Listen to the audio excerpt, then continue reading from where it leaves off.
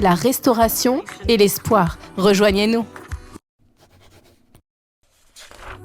Je sais que pour moi, nous avons traversé, si vous êtes chrétien depuis plus de 2 heures, vous aurez des blessures à l'église, vous aurez des blessures de chrétiens, vous aurez des blessures d'humains en fait. Nous sommes donc tous invités à désherber le jardin de notre cœur, à le garder. Les mauvaises herbes poussent. Si vous avez déjà eu un jardin, vous pouvez les arracher et le lendemain, il y en a encore plus. Le pardon et la guérison sont donc un processus continu. Ce n'est pas une chose unique.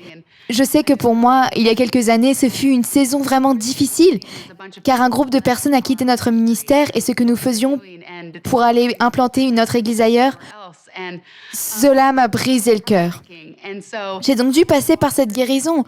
Il n'avait rien fait de mal, c'était juste difficile. Je me souviens d'avoir donné mon cœur au Père et d'avoir prononcé ces paroles de vie comme lui seul peut le faire.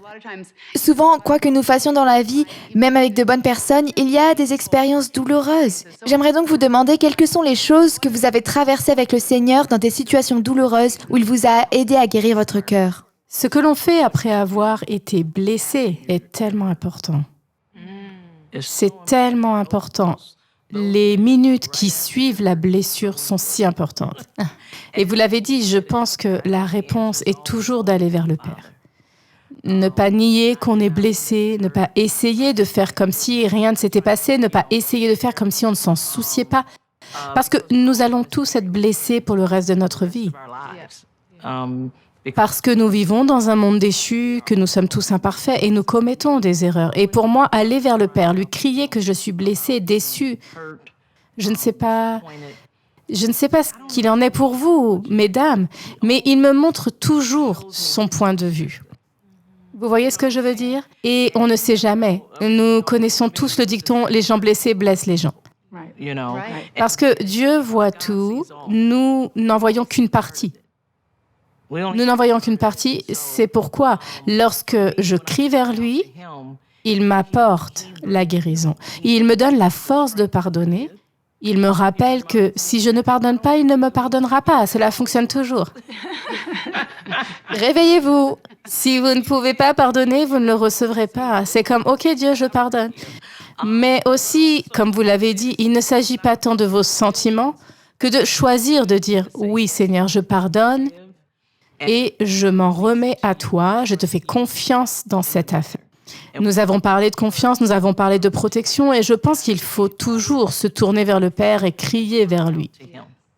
Parce qu'il vous apportera la guérison et vous donnera la force dont vous avez besoin pour pardonner. Et nous devons nous rappeler, encore une fois, que vous ne le sentez pas toujours tout de suite. On n'a pas la chair de poule, on ne se réjouit pas, mais on le fait par obéissance. Et lorsque vous le faites, je crois que Dieu commence à restaurer votre cœur et que vous commencez à le mettre en pratique. Et avant que vous ne vous en rendiez compte, cette lourdeur est levée. Et non seulement vous l'avez dit, mais maintenant c'est dans votre cœur. C'est magnifique. J'aime que nous ayons commencé ces conversations en parlant des pères et de Dieu le Père. Et j'ai pu raconter comment Dieu m'a dit, quand on est abandonné par son Père naturel, on est complètement indompté par moi. Et j'ai également pu vivre ce moment avec mon père juste avant qu'il ne meure. 1 an avant la mort de mon père, j'ai emmené mon fils aîné, mon premier petit enfant et ma belle-fille, et nous sommes tous allés voir mon père. Et j'ai dû y aller avec d'autres personnes parce que mon père ne savait pas qui j'étais. Il ne savait pas si j'étais une ex-femme ou si j'étais sa petite amie. Cette dynamique était donc devenue dangereuse. Mais mon fils aîné m'a dit « Maman, je vais aller avec toi voir ton père. » Parce que j'ai toujours cru que lorsque grand-père verrait le père que je suis devenu et l'homme que je suis devenu, il serait sauvé. Et j'ai dit « Oh, tu viens et tu as plus de foi que moi et je t'emmène avec moi. » Et nous sommes donc dans ce centre de démence lié à l'alcool et mon père ne sait pas qui nous sommes quand nous entrons. Et j'avais donc étalé des photos sur la table et mon père a pris cette photo. Et c'est lui et Addison, quand Addison avait 2 ans et que mon père avait probablement 50 ans. Et mon père se désigne lui-même sur la photo et je dis « C'est toi, c'est ça !» Puis il montre le petit garçon de 2 ans et montre l'homme qu'il est devenu. Et je dis « C'est lui, il a grandi !» Et je me suis dit, il est là en ce moment même, il sait qui nous sommes. Que dois-je dire à cet homme qui est au seuil de l'éternité? Et j'ai entendu quelque chose que je ne voulais même pas dire ou croire. J'ai entendu, dis-lui qu'il a été un bon père. J'ai pensé, non, ce n'était pas un bon père. Il n'a pas lu de livre sur la façon d'être un bon père. Il n'a pas été ami avec les bons pères. Et je ne le dis pas qu'il est un bon père. Mais je ne sais pas si Dieu fait cela avec vous, mais Dieu a mis quelque chose sur la table et il ne le retire pas parce que je discute avec lui. Alors j'ai dit, d'accord. J'ai pris les mains de mon père et je les ai levées pour avoir son attention. Je le regarde dans les yeux et je lui dis, papa, tu as été un bon père. Cet homme 100% sicilien s'est mis à trembler et à pleurer et c'était comme si un millier de volts d'électricité traversaient son corps. Et il a commencé à dire le seul mot qu'il avait prononcé pendant tout le temps où j'étais là. Il a dit « merci ». Et quand il a dit ça, mon fils s'est levé, a posé ses mains sur les épaules de mon père et a dit « nous annulons ses dettes ». Il ne nous doit rien. Nous prions pour qu'il quitte le royaume des ténèbres et entre dans le royaume de la vie. Et à ce moment-là, mon père est né de nouveau. Parce que j'ai entendu dans mon esprit qu'il était aussi bon qu'il pouvait l'être. Et nous devons admettre que nous avons plus de connaissances. Toutes les 5, nous en avons plus. Mais cela ne veut pas dire que nos pères savaient mieux. Cela ne veut pas dire que les gens qui ont eu du mal à pardonner savaient mieux. Mais le pouvoir du pardon, pendant la dernière année où mon père était dans ce centre de démence lié à l'alcool, chaque fois qu'il voyait une assistante sociale, il lui embrassait le dos des mains, ce qui était un signe pour moi, parce que lorsqu'il me disait merci, il m'embrassait le dos des mains. Et je ne sais pas qui écoute cette conversation depuis le début de la semaine. Ils disent « mais je n'ai pas un père comme Jen ». Et je n'ai pas un père comme Hosanna. Et je n'ai pas le père de Sissi, qui est hilarant et qui ne tombe pas la pelouse. Et je n'ai pas le père de Tasha, qui lui a dit de toujours tout apporter aux pieds de Jésus. Je ne sais pas ce que vous êtes en train de faire. Peut-être en train d'excuser ou de vous exempter de cette promesse. Mais je vais vous dire ceci maintenant. Dieu est en train de retourner les cœurs, les enfants vers les pères et les pères vers les enfants. C'est tellement puissant parce que nous ne voyons pas tout ce que Dieu voit. Et le fait d'avoir été obéissante à ce moment-là et que vous ayez été en mesure de le faire. Et vous savez ce qui est si beau?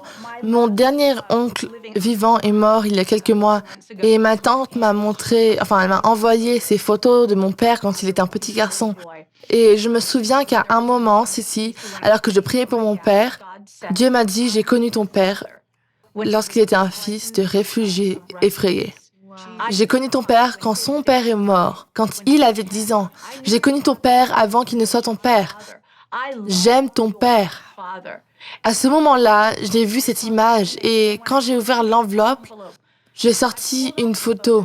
Et c'était l'image exacte que j'avais vue pendant que je priais. Je n'avais jamais vu cette photo.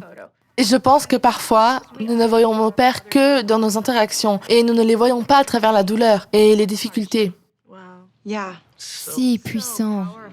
Et c'est pourquoi la guérison est si importante pour nous tous qui portons encore en nous des blessures dues à des choses qui nous sont arrivées et qui n'auraient pas dû nous arriver. La blessure d'avoir entendu des mots que nous n'aurions jamais dû entendre prononcer sur nous. C'est pourquoi il est si important d'en parler à Dieu et de lui permettre de la guérir. La parole de Dieu dit « rejetons tout poids » et surtout le péché qui s'empare si facilement de nous, afin de pouvoir courir avec endurance la course qui nous est proposée. Mais nous ne pouvons pas courir avec endurance la course qui nous est proposée et vivre les appels que Dieu nous a donnés si on ne se débarrasse pas du poids supplémentaire qui nous pèse. Je me souviens qu'il y a eu une période dans ma famille, avec mon mari et moi dans notre ministère, où nous avions des opportunités, une bonne communauté, une bonne vision. Et j'ai réalisé que nous étions limités par ma capacité émotionnelle.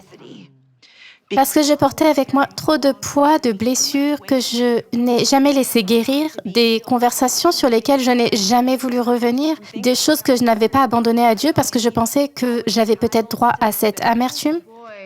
Et j'ai réalisé, waouh, que ce n'est pas à cause d'une autre chose. Dieu veut faire plus en nous. Dieu veut faire plus à travers nous, mais c'est parce que je choisis de m'accrocher au poids. C'est la raison pour laquelle nous ne sommes pas capables de courir la course qui nous est proposée. Et je veux encourager toutes celles qui nous regardent. Peut-être c'est votre cas, on vous a fait du mal et ce n'est pas juste. On vous a dit des mots que vous n'étiez pas censé entendre, mais peut-être qu'il est temps pour vous de lâcher le poids qui vous retient afin de pouvoir courir avec endurance la course que Dieu a mise devant vous. Magnifique. Je lisais l'Écriture qui dit « Toute chose concourt au bien de ceux qui aiment Dieu et qui sont appelés selon son dessein ». Et je suis retournée en arrière et j'ai lu ce passage. Dans une traduction, je ne me souviens plus de la traduction, mais il est dit « En toute chose, Dieu travaille ensemble ». Et Dieu m'a donné cette révélation parce qu'à l'origine, je pensais que si cela m'arrivait, c'est que l'intention première était de me faire du bien. Mais Dieu m'a dit non. J'ai pris les choses qui étaient destinées à vous faire du mal. J'ai pris les choses qui étaient destinées à vous faire du mal et je les ai travaillées pour ton bien. C'est comme s'il était l'intermédiaire entre les deux. Et ce que je pense, c'est que tout ce qui nous arrive, même dans l'histoire que Lisa a racontée, une belle histoire, Dieu n'a pas pris ce moment pour que vous vous concentriez sur ce que votre père a fait. Il a pris ce moment pour vous dire « Ok, c'est l'occasion pour moi de faire quelque chose en vous. C'est l'occasion pour moi de faire quelque chose en vous, de révéler un miracle que vous attendez depuis tant d'années. » Je pense à l'histoire, même à l'histoire de David et Saül. Saül l'a blessé tellement de fois, il a essayé de le tuer tellement de fois. Et Dieu n'a jamais dit « Je veux que tu te concentres sur ce qu'il te fait. » Je veux dire, il y a eu des moments où David a eu l'occasion de le tuer et Dieu lui a dit « Garde ta main. » C'était les saisons de préparation pour qu'il devienne le roi, qu'il était appelé à être. Il ne s'agissait pas de ce que quelqu'un lui faisait, mais de ce que Dieu faisait en lui. C'est les choses qui nous arrivent. Dieu les prend et les travaille pour notre bien. Vous posez donc la question de savoir ce que nous faisons dans ces moments de douleur. J'ai 40 ans maintenant. J'apprends maintenant que ce qui compte, ce n'est pas tant ce que quelqu'un m'a fait, que ce que Dieu fait à travers de moi, à travers cette situation. Ma question est donc la suivante. Quand je souffre, et vous ne niez pas la douleur, comme le dit ici, vous ne niez pas le fait que vous avez souffert. Mais ma question est maintenant, Dieu, que veux-tu que j'apprenne dans cette situation? Qu'est-ce que j'ai besoin de voir en moi dans cette situation? Voilà ma réponse à cette question. Ma perspective a changé. Que cela aurait pu m'arriver, mais que Dieu s'en sert et qu'il travaille pour mon bien. Pour moi, tellement bon.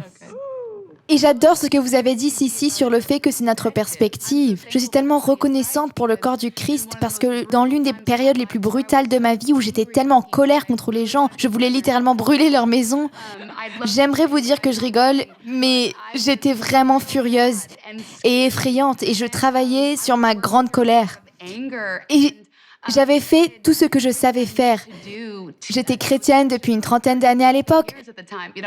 J'avais tout fait et j'aime la bonté de Dieu pour nous guérir et amener d'autres frères et sœurs avec la puissance de la parole du Seigneur sur nos vies. J'étais au fond d'une pièce, je m'occupais de mes affaires et je luttais vraiment contre la colère et la douleur.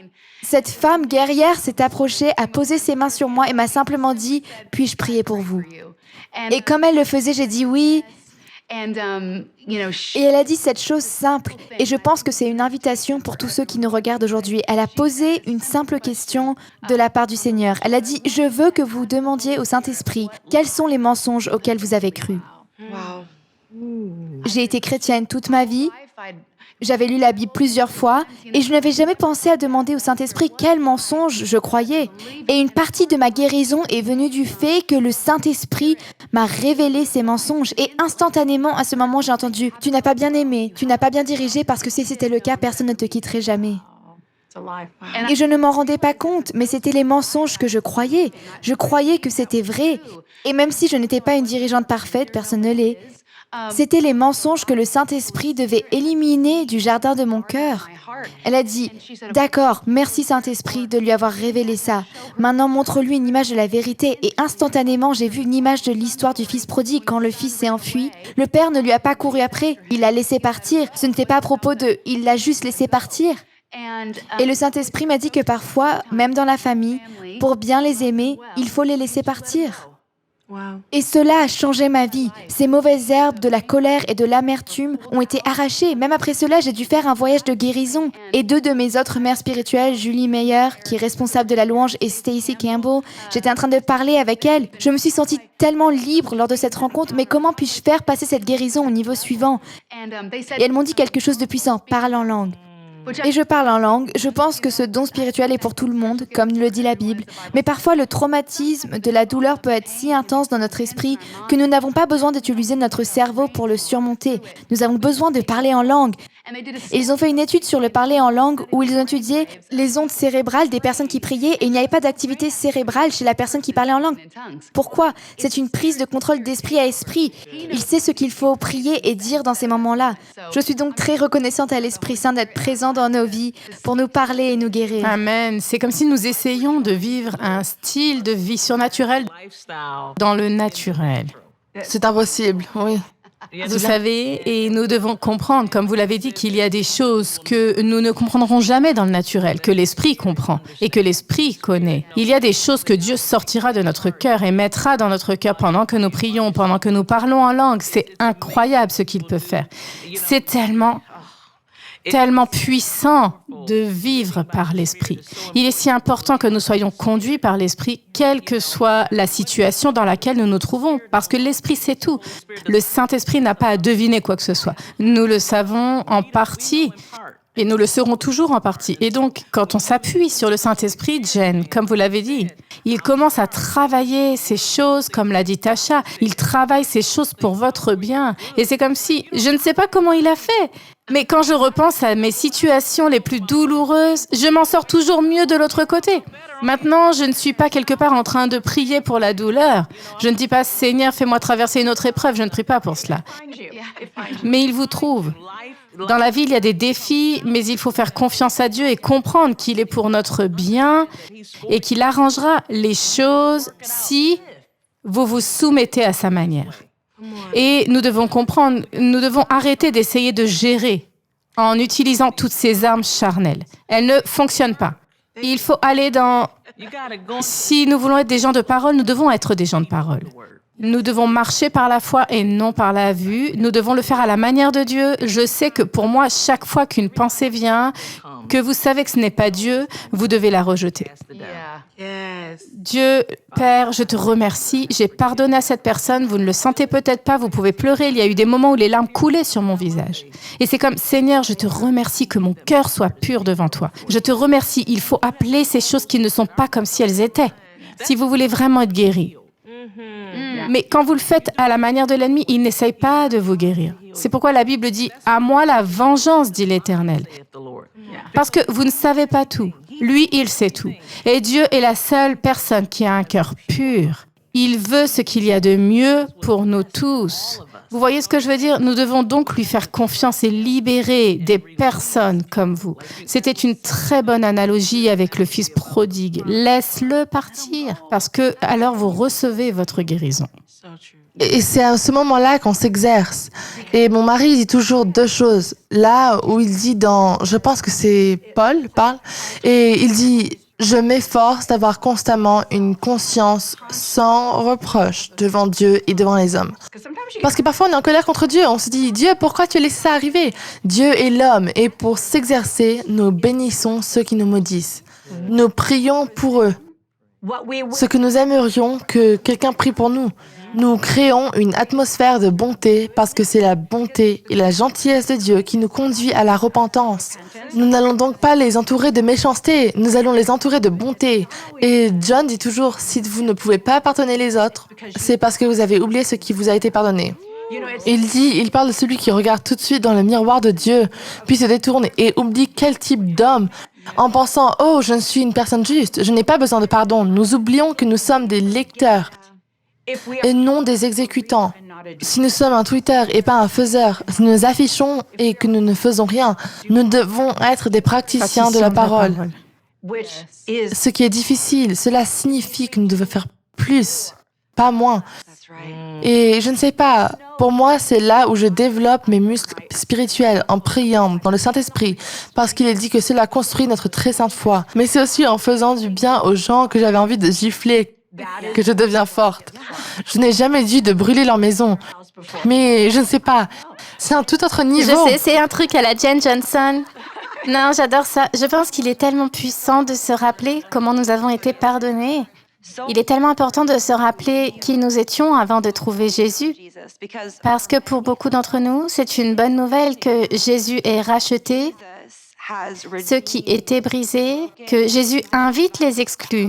Nous aimons savoir que nous sommes invités quand nous réalisons que c'est nous qui sommes loin de Dieu et avons besoin d'un chemin de retour vers Dieu. Nous aimons être invités, mais cela devient une mauvaise nouvelle pour nous lorsque nous réalisons à quel point Dieu est invitant et que tous ces gens que nous ne pouvons pas supporter, il veut les connaître aussi, il les aime aussi, il veut les inviter aussi et nous voilà en train de penser, j'ai vraiment aimé l'exception quand c'était moi, mais en fait j'aimerais qu'il y ait un meilleur videur à la porte de ce club chrétien pour s'assurer que nous avons des communautés utopiques parfaites qui ont toujours les conversations que je préfère et nous devons vraiment nous rendre compte que Jésus est à la porte, qu'il ouvre en Il est grand la porte. et qu'il laisse entrer tout le monde.